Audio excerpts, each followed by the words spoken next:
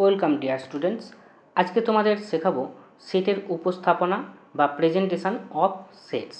ওকে, তা এই সেটসের উপস্থাপনাটা আমরা কিভাবে করি।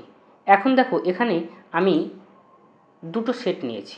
ওকে, প্রথম সেটটা কি 1 2 3 4 5 6, এরা হচ্ছে ওই সেটের এলিমেন্ট। তাদেরকে কি করেছি, সেকেন্ড ব্র্যাকেটের মধ্যে লিখেছি। একইভাবে দ্বিতীয় যে সেটটা, সেখানে দেখো 2 4 6 8 10, এরা হচ্ছে সেটের এলিমেন্ট। তাদেরকে কি করেছি, সেকেন্ড ব্র্যাকেটের মধ্যে কমা দিয়ে দিয়ে লিখেছি। অর্থাৎ দুটো ক্ষেত্রেই কি করলাম, সেটের যে এলিমেন্ট বা উপাদান সেগুলোকে কি করলাম, সেকেন্ড ব্র্যাকেটের মধ্যে কমা দিয়ে দিয়ে লিখলাম। এইভাবে সেটটাকে একটা উপস্থাপন করা হয়।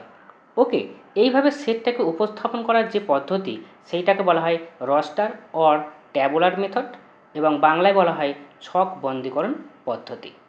ওকে, এবারে আমরা দেখি সেটটাকে আর কিভাবে উপস্থাপন করা যায়। এখানে দেখো, আমরা আগে যে সেটগুলো নিয়েছিলাম সেই সেটগুলোই এখানে আছে, কিন্তু তাদেরকে অন্যভাবে এখানে প্রকাশ করা হয়েছে।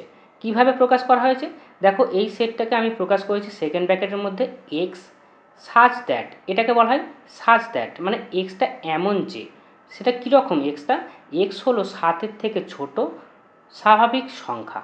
ওকে, দেখো 1 2 3 4 5 6 এরা সবাই স্বাভাবিক সংখ্যা, কিন্তু এরা কি 7-এর থেকে ছোট। ওকে, তাহলে 7-এর থেকে ছোট স্বাভাবিক সংখ্যা, অর্থাৎ এই সেটটার এলিমেন্টগুলো যেগুলো রয়েছে, সেই এলিমেন্ট বা উপাদানগুলোর যে ধর্ম, সেই ধর্মের মাধ্যমে সেটটাকে প্রকাশ করে লিখলাম।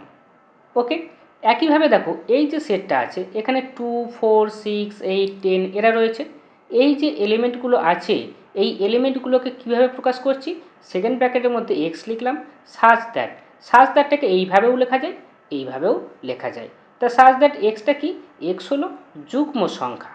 ওকে, কিন্তু যুগ্ম সংখ্যাটা সঙ্গে আরও একটা ধর্ম রয়েছে কি, এবং এক্স দ্য গ্রেটার 0 লেস 11। ওকে, তার মানে দেখো, এখানে সবাই 2 4 6 8 10 এরা যুগ্ম সংখ্যা, কিন্তু 0-এর থেকে বড়, অবশ্যই 0-এর থেকে বড় দেখতে পাচ্ছ, এবং 11-এর থেকে ছোট। তাহলে এই যুগ্ম সংখ্যাগুলো যেগুলো রয়েছে, 0-এর থেকে বড়, 11-এর থেকে ছোট, তাদের ধর্মের মাধ্যমে এই সেটটাকে এইভাবে প্রকাশ করা হচ্ছে। ওকে, তাহলে কোনো সেটকে তার ধর্মের মাধ্যমে যখন প্রকাশ করা হয়, তখন সেই সেটটাকে বলা হয় property method or set builder method, বা বাংলায় বলা হয় ধর্মভিত্তিক পদ্ধতি।